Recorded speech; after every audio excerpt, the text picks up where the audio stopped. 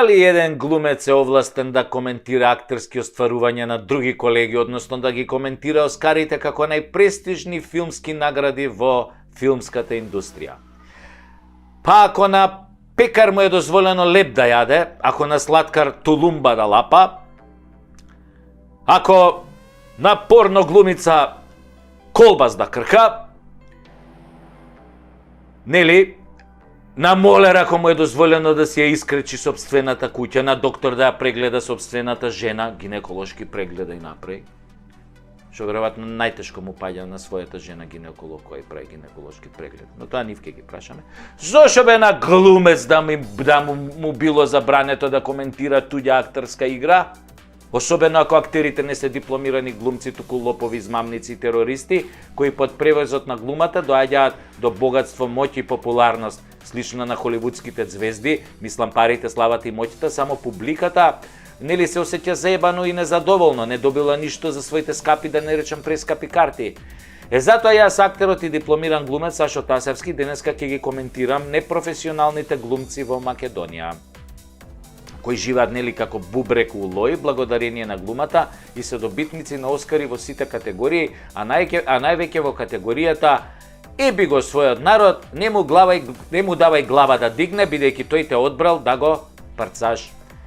Не бе говеда, народот те одбрал да му обезбедиш нормален живот, а за тоа те наградил тебе како политичар со лагоден живот, не те наместил да лажеш и да крадеш и да глумиш мамето ваше професионално измамничко. Кога утре би се одржале Оскари во Скопје, Битола или Охрид, не е важно, само во Струмица не може да се одржат, не може Глобал да се преправи во сала, нели? Иако веројатно еден од најдобрите филмови е снимен таму, во главна улога на Зоки Заев звани Чак Норис на измамата, Джеки Чен на акробатската превара, Антони Хопкинс на балканското лудило и Шерон Стоун на ширењето нозе пред странскиот фактор. Но да почнеме по ред. Оскари се даваат по ред. Иако во нашиот филм наречен Македонија има се, само нема ред. Повеќе личи на оние урнебесни црно-бели филмови со Бастер Китон во главната улога, каде не се знае кој паѓа на глава, а кој директно на мозок, ако пред тоа не му бил добро изаван.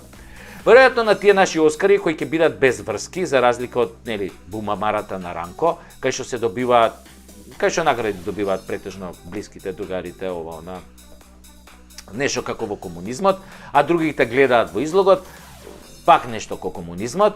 На тие Оскари, Оскарот за животно дело ќе го добие Александар Антич со крштено име Ali Doing Black Business, кој 25 години тука во нашава Македонија ни снима амерички филмови, ни продава прескупи карти кои ги купуваме без да прашаме.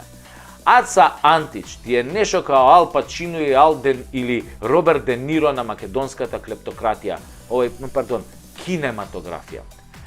Човек кој дури јазикот не го знае, но сепак неговите реплики се памтат кај квислинзиве наши како Оче наш. Псе јо, како и до сега. Неговите филмови се блокбастери и ќе ви набројам неколку. Борба за териториите која прерасна во борба за човекови права. Прв дел.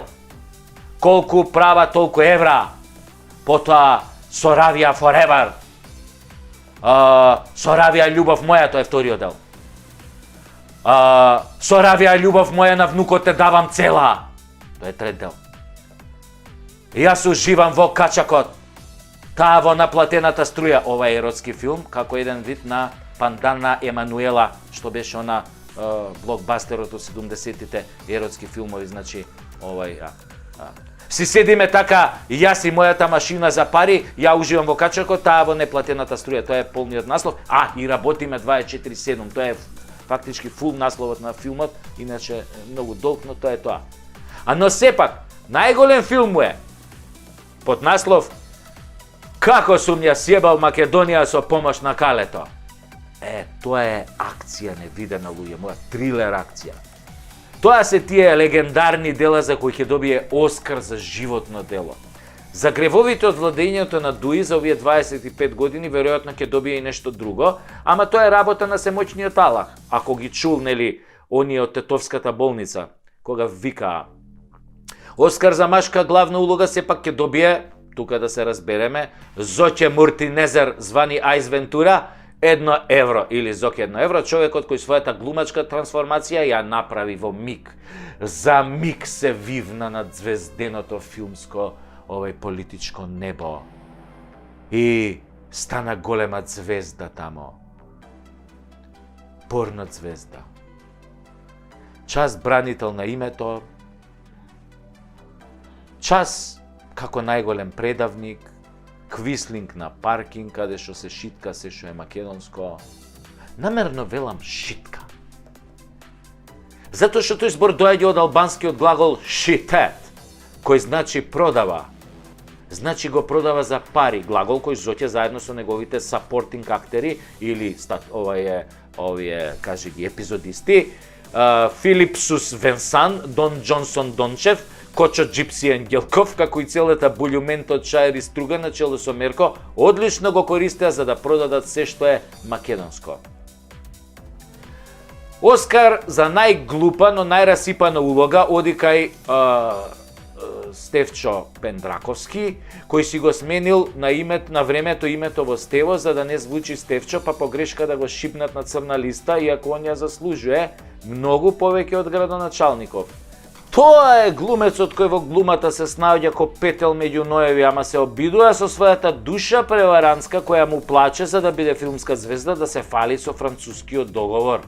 Па да вели дека он го правел, па после дека нема појма кој го правел, да го нарекува народот стока, а од него да зема дебела плата, да лаже за промена на името каде стигне, а прв да гласа, да се прави независен до гуша да е во СДС и калето како оверен соработник, да ги дупи гардистите кога цел свет го дупи него.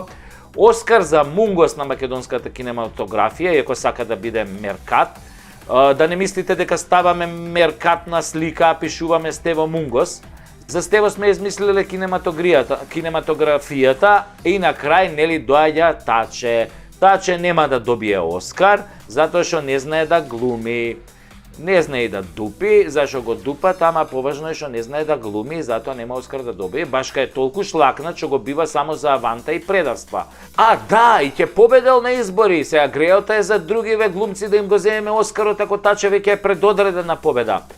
Ако Таче победи на овие избори, мислам дека треба нова корона да измислат и се да не потепаат као гугутки со птичи грип, за да не сереме веќе по милава ни земја ко гугутките по плоштади, затоа што после таква победа ќе нема кој да ни ги избрише ни птичите лајна.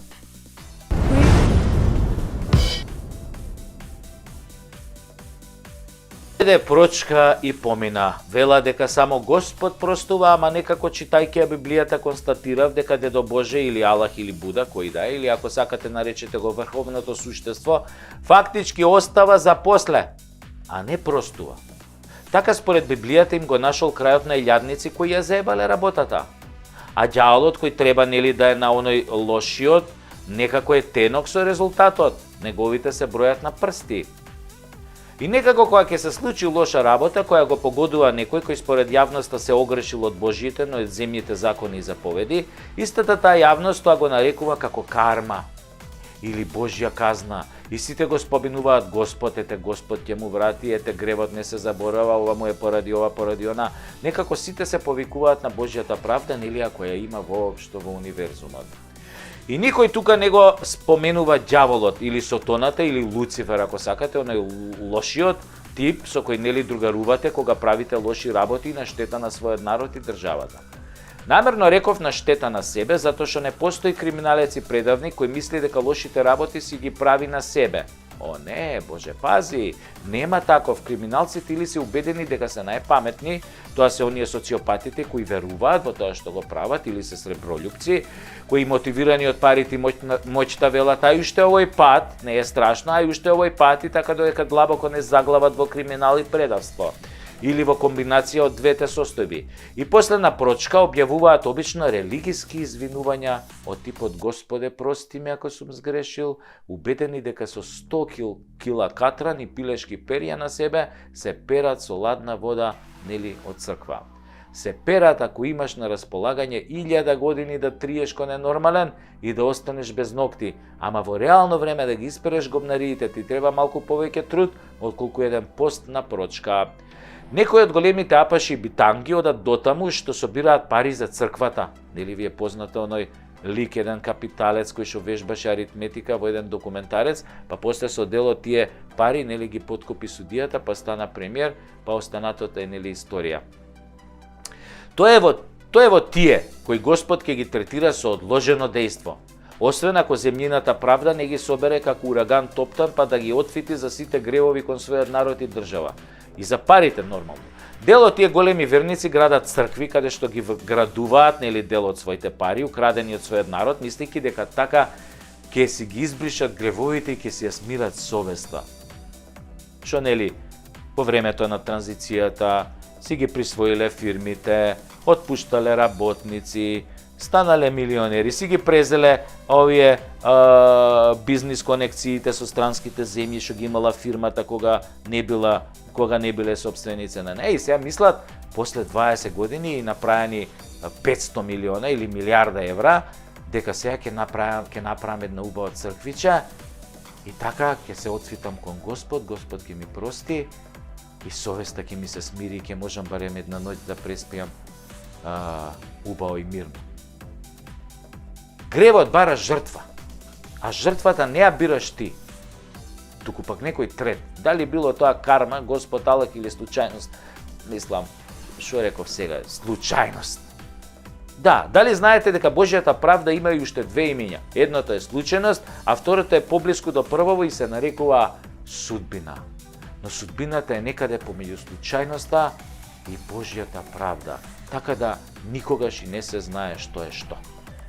Оставено е на народа да толкува, дали ако крадеш или лажеш или си предавник ќе те стигне Божја правда или случајно ќе наебеш, или судбината ти било пак да наебеш. Овие кај Буда велат карма. Ако усереш нешто, кармата ќе те стигне и готов си. Тука имаме проблем.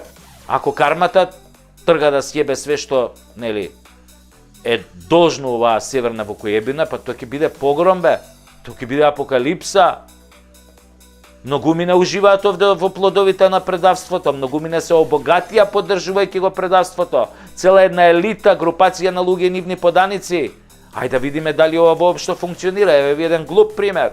Германците во Втората светска војна ја поробија цела Европа и дел од Африка. Убија милиони луѓе директно или во концентрацијски логори. Ја изгубија војната. Дали беа казнети? Не. Напротив, Америка им го спроведе Маршаловиот план, ги крена од пепелот, повторно ги направи светска економска сила, ги собра пола нацистички водачи и повеќе, што беа во режимот на Хитлер, што учествуваа во разни воени злосторства, ги собра како научници, како шефови на Гестапо, си ги извлече во Америка, им даде тамо работни места во НАСА, во ЦИА, во МИА, по разни други институции, големи фирми, директори, General Motors, ова, она. Нема карма, бе. Нема Божја казна. А судбината им се наклони. Затоа што им се наклони Америка. Америка ви доаѓа како судбина. Според разни податоци кои можете да ги најдете на интернет по завршувањето, по ослободувањето на Германија 45 година, советските трупи вика ја силувале 4 милиони германски жени, а сојузничките, за кои податоците неуспешно се кријат, од прилика уште толку силуваат. Значи, самото злосторство кој германскиот народ им го направи на другите народи, како одговор на тоа злосторство доби друго злосторство. Вратка, што викаат. Мажите беа или убивани, или под стрес и никогаш немаат деца, а преку 8 милиони бебиња родени во периодот од 45 до 48 година беа со изменета генетика, англосаксонска или руска. Тоа го прави злото, враќа со друго зло. Многу лош пример на тоа е. Германскиот народ од чистата раса на Хитлер, нели како ужасна идеја беше тоа, стана една од најмешаните раси во Европа, сигурно. А може и во светот. За која е пак крив господин Адолф. Така и со нашите предавници ќе биде. Нешто као кармата ќе ги најде. Ја викам подобро да ги затворат и да им ги одземат парите, отколку да ни ги дадат да ги пучиме. На ебење се навикнати од странциве, ние може, мушки ќе го издржат, ние може да ги напучиме, мал, така поселски. И да се фалат, после да ви кажам, јеби га, македончани на Господ не му простува. Абе, каква прочка, какви бакрачи, ќе ве напучиме!